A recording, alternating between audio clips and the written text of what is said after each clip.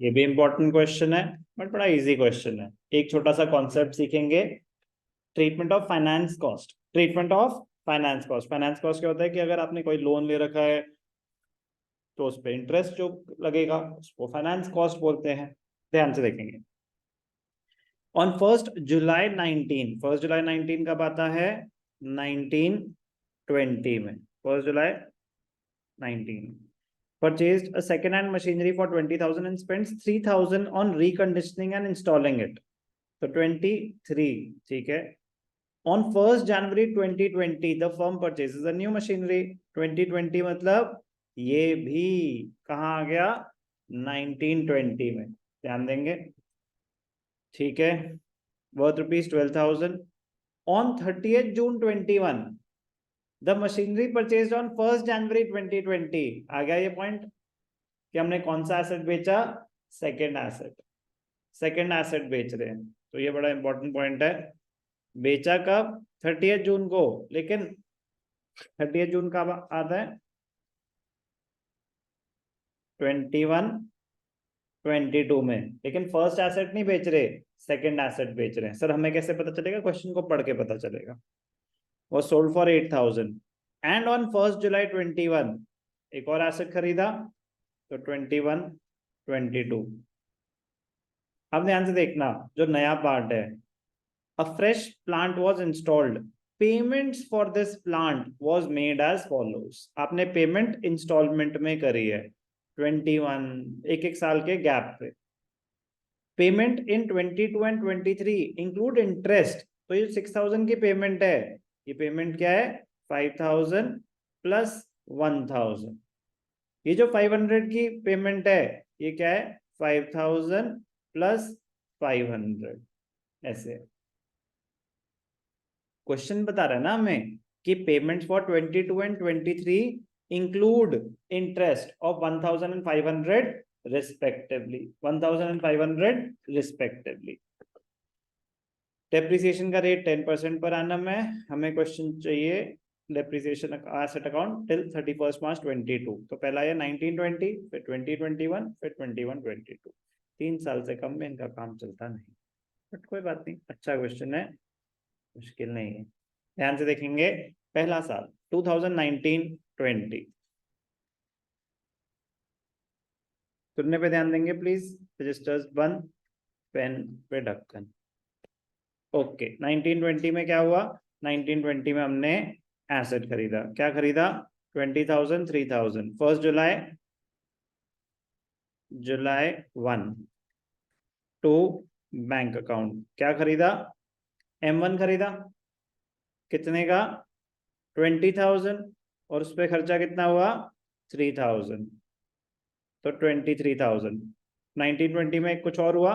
1920 में हमने एक और एसेट खरीदा ऑन 1 January 20, 12,000 का। तो January 1 to bank account M2 कितने का? 12,000 का। इस साल कुछ और हुआ? नहीं हुआ। 1920 2021 में कुछ नहीं हुआ। 21-22 में जाके जो बेचा बेचा। तो पहले तो इसको क्लोज करते हैं। March 31 bye depreciation. M1 कितने का है? 23,000। Rate of depreciation is 10%। कब खरीदा? July 1। July 1 मतलब 9 months। तो 23,000 का 10% 2,300। 2,300 इंटू 9/12 1725। 1725। M2 12,000 का 10% फॉर 3 months, जनवरी फरवरी मार्च। तो 12,000 का 10% होता है 1,200। 1,200 का 3 months का हो गया 300। तो डेप्रिसिएशन कितनी हो गई? 2025। क्लोज कर देंगे first year. Balance carried down. M1 M2। M1 23,000 minus 1725 21,275। कैसे निकला? समझ आया? 23,000 माइनस डेप्रिसिएशन 1725 और दूसरे कितना है 11,700 तो 32,975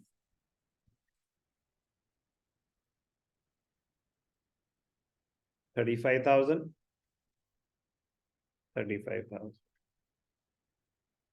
1920 में किसी को डाउट कुछ भी नया नहीं बताया मैंने आपको 1920 में 2021 तो बहुत आसान है कुछ भी नहीं हुआ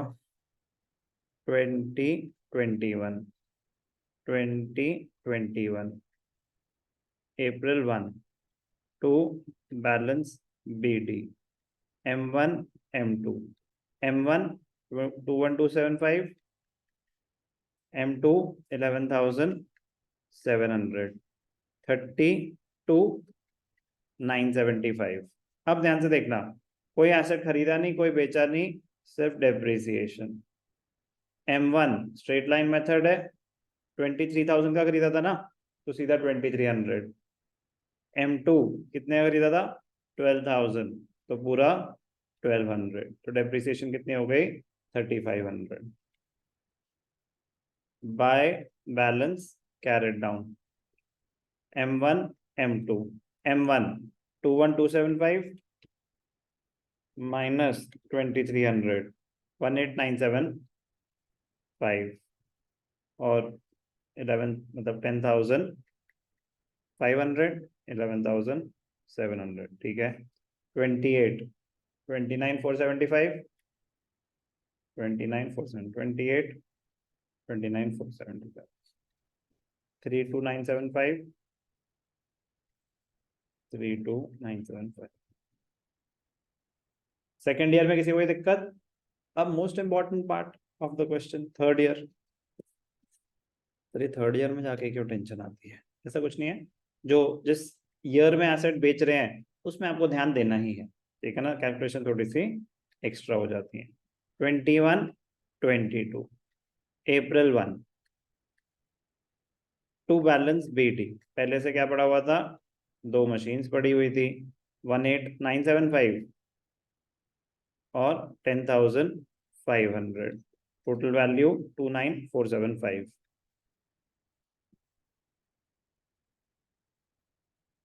अब ध्यान से देखना क्या हुआ most important point on 30th June 21 कौन सा एसेट बेच रहे हैं M2 30th June मतलब अप्रैल मई जून 3 महीने यूज हुआ जून 30th तो पहले डेप्रिसिएशन लगेगी क्या बेचा हमने M2 कितने का था 12,000 पूरे साल की डेप्रिसिएशन 10% होती है कब बेचा 30th जून तो 3 months यूज हुआ तो 3/12 तो कितनी डेप्रिसिएशन एडिशनल है 300 अब ध्यान से देखना कितने का बेचा was sold for 8,000 अब working note calculation of profit और लॉस दिखाना चाहिए हमेशा तो वर्किंग नोट में कैलकुलेशन ऑफ प्रॉफिट और loss on sale of M2 sale value कितना है 8,000 बुक वैल्यू जब साल बुक वैल्यू किस दिन on the date of sale book value on 30th June कितना 30th जून 21 30th जून 21 तो हमें चाहिए बुक वैल्यू ऑन 30th जून 21 तो हमारे पास अप्रैल की वैल्यू तो है 10,500 एडिशनल कितनी डेप्रिसिएशन है 300 तो 10,500 माइनस तो 10,200 कोई डाउट तो लॉस कितना हुआ 10,200 की चीज आपने 8,000 की बेची तो 2,200 रुपए का लॉस हुआ 2,200 का लॉस हुआ कोई भी डाउट 2,200 का लॉस हुआ तो यहाँ पे क्या आ जाएगा by profit and loss account 2,200 200। Okay, अब ध्यान से देखना, मजेदार पार्ट कि सर ये सब तो हम संभाल लेते, ये अजीब सा लगा, थोड़ा सा घबराहट सी हुई। ध्यान से देखना, ये तो सबसे आसान पार्ट है पूरे क्वेश्चन का। कैसे, ध्यान से देखेंगे। मैंने एसेट खरीदा, पैसे दिए या नहीं दिए, उसका डेप्रिसिएशन से कोई लेना देना नहीं। एसेट क्रेडिट पे खरीदूंगा तो भी डेप्रिशिएट तो होगा ही होगा। तो यहाँ पे मैंने एसेट खरीदा। पहली बात, एसेट खरीदा कितने का, अब ध्यान से देखेंगे। Note number 2, calculation of cost of the asset. Payments made, 1 जुलाई 21 को दिए थे 5,000, फिर पेमेंट्स हुई हैं 30 जून 22-23, 30 जून 22, 30 जून 23, कितने दिए, 6,000 एंड 5,500। तो इसमें इंटरेस्ट कितना था, 1,000, और इसमें इंटरेस्ट कितना था, 500। यस और नो, क्वेश्चन ने बताया टोटल पेमेंट कितनी है, 16,500, जिसमें से प्रिंसिपल कितना है, 15,000, और इंटरेस्ट कितना है, 1,500। यस और नो,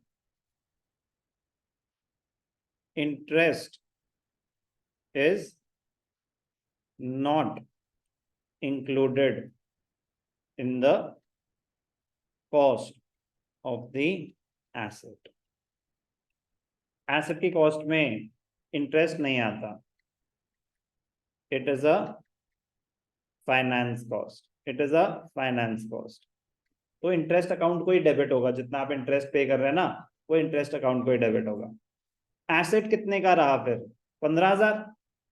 अब ध्यान से देखना, जब आपने खरीदा, कब खरीदा, जुलाई 1, presentation to bank account, M3 payment कितनी हुई है, 5,000, same day to vendor. Asset अगर क्रेडिट पे खरीदते हैं तो एंट्री होती है, मशीनरी अगर खरीद रहे हैं तो machinery account debited to vendor. M3 तो आ गया 15,000।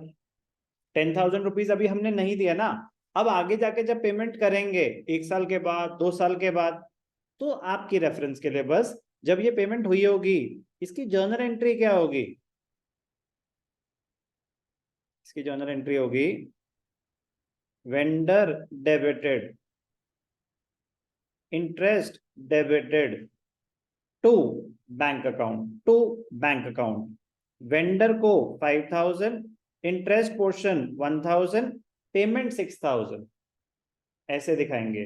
क्या इस एंट्री में कहीं एसेट अकाउंट आ रहा है, एसेट ऑलरेडी डेबिट हो चुका है जितने से होना था, ये तो पेमेंट हो रही है, पेमेंट का डेप्रिसिएशन से कोई लेना देना नहीं है।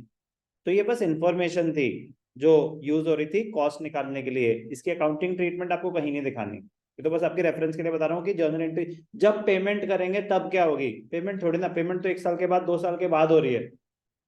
तो हमसे तो बुक्स मांगे 31 मार्च 22 तक की। समझ आया क्या बोला मैंने, समझ आया, क्वेश्चन खत्म है, बस क्लोज कर देंगे, डेप्रिशिएट हो जाएगा एसेट।